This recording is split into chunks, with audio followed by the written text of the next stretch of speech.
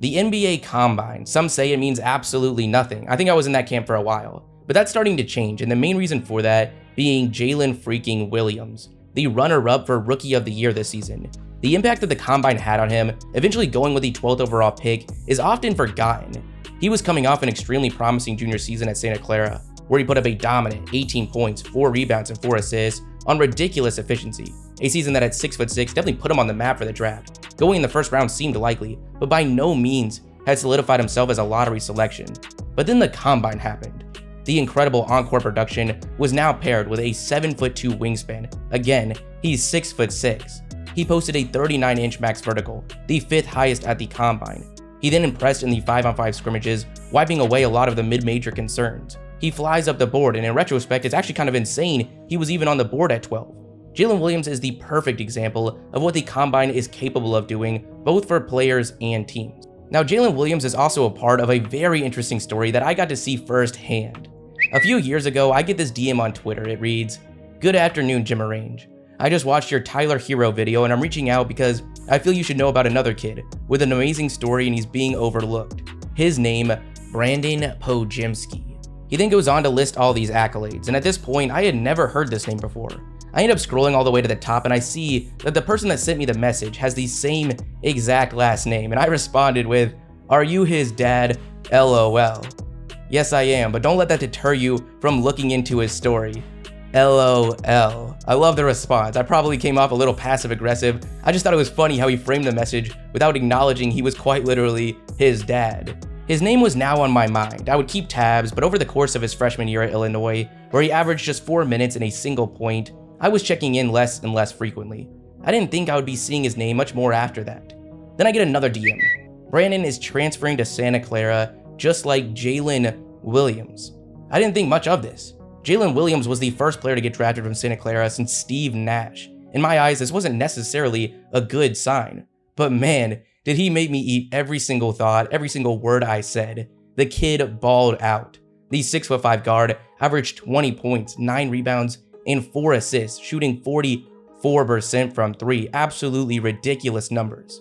He was now on the map for the NBA. What a turn of events. I went back to those DMs and congratulated his dad on him declaring for the draft. What a crazy story, what a great dad, but things have gotten even more interesting during the Combine.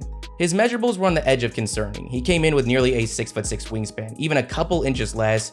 We could have seen a Svi Mykhailiuk type stock drop, who despite being nearly 6'8", measured in with just a 6'5" wingspan a couple years ago, and overnight, he flew down the board. But what Brandon doesn't have in length, he made up with his athleticism, posting one of the highest verticals at 39 inches. He was also one of the highest ranked players to participate in the scrimmages, an extremely wise decision as he more than proved himself as a playmaker, something that's nearly a must given his frame. On Wednesday, he dished out 8 assists without turning the ball over a single time. At this point, we've got a prospect that has a combination of athleticism, shooting, and production this past year that's just too much to ignore, and most actually expect him to be off the board in the mid-teens to early 20s in the draft. Truly a wild story to witness firsthand. Congratulations, John. You were right. Now, this Combine hasn't produced too many extremely clear losers, but there were definitely a couple that didn't leave with good news. North Carolina State shooting guard Terquavion Smith came into the Combine with a really promising shot creating skill set, but he had some concerns he needed to get rid of. He weighs just 163 pounds, and we're already seeing the value of these Bones Highland type players diminishing in the league. On Wednesday, he didn't help his case. He shot just 3 for 16 in the scrimmages. Concerns are growing for one of the biggest names in college basketball this past year, Kansas forward Jalen Wilson. He averaged 20 points a game this past season, but his 6'8" wingspan that matches his height, his age coming in at 22 years old, and then shooting a combined 2 for 12 in the Combine so far has his stock flying down. And then you've got Texas forward Dylan Mitchell. A year ago, this was someone that came out of high school as the 4th overall recruit in the country. He was being looked at as a top 10 pick. But after a freshman season that saw him average just 4 points and not take a single 3, his stock came crashing down. He went into the Combine trying to dismiss concerns about his scoring. It didn't go well. The shooting was ugly. Going undrafted really seems to be in the cards right now. The point forward for the NCAA national champions, Andre Jackson, is one of the more interesting prospects in this class. His ball handling, playmaking, and defense are all very coveted traits for an NBA wing. But there's one glaring concern, and that's his shooting. The Combine plan was to prove scouts wrong about his three-point ability, and well, that didn't happen. Reportedly, and I can't even believe this is a report, he struggled to make jumpers during his pro day. Scouts even laughed at how bad it went, while appreciating the fact that his camp didn't try to hide his shot. Wow, that is a tough scene. Now, his teammate Adama Sanogo is one of the bigger winners coming out of the combine. His lack of stock really made no sense. He's 6'7", has a 7'3" wingspan, and averaged 17 points and 8 rebounds at UConn. Yeah, he's got center blocks in his shoes, but the top of the key playmaking in UConn's title run was extremely impressive. It's that playmaking that has Jonathan Givony saying he's one of the biggest winners of the scrimmages. It's surprising that that's a revelation. Emoni Bates has been shooting up the board. If you're not familiar with the UCLA guard, remember when Drake was dating Bronny's teammate's mom? The mom that he bought out Dodger Stadium to take on a date to, but got caught in 4K by a drone. Yeah, that's Emoni Bates' mom.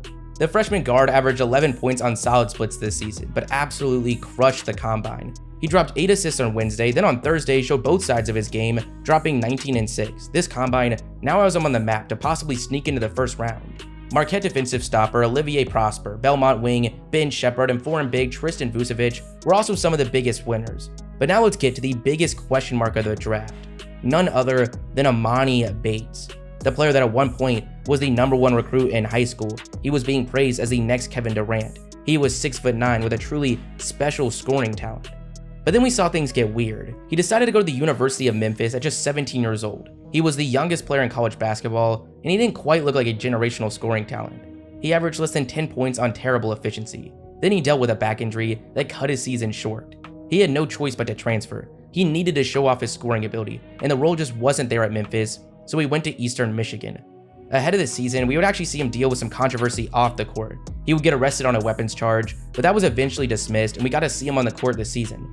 He put up 19 points and 6 rebounds. Impressive on paper, but he shot just 41% from the field. Not great considering he was already dropping down in competition. The combine was going to be huge for him, and really, it just emphasized both his strengths and weaknesses. His measurables are not great. He measured in at 6'8" with just a 6'9" wingspan, the lowest of anyone that is taller than 6'7". He's a twig, weighing less than 180 pounds. His hands are tiny, as they measured in as the 4th lowest at this year's combine. Yeah, he's 6'8", but we need to make a new stat, something like effective height, because guys like Keontae Johnson are 6'4". He then put up just a 32-inch vertical. His sprint and agility scores were some of the worst, you get the point. The frame and athleticism concerns were nothing but emphasized. In that department, he was a loser. But the talent we all know is there was also emphasized, which makes him so fascinating as a prospect. In the scrimmages, he looked great. He shot 7 for 14 from the field. In the shooting drills, he dominated. He put up the second best off the dribble score and second in the 3-point drill, going 19 for 25. He really showed his shot-making ability in the scrimmages. That's what he does. He's a scorer. I think you look at his measurements, not really ideal in terms of 179 pounds, a wingspan that's shorter than his height and shoes. Athletic testing didn't test particularly well. I think we knew that about him. He's not the most explosive athlete out there. That seems to be the constant sentiment. Nothing positive came out of the measurements, but that was kind of expected. The stuff that he could control, he crushed, making him emerge as a slight winner. His stock's still very unclear, but a team taking a chance on the talent somewhere in the second round seems pretty likely.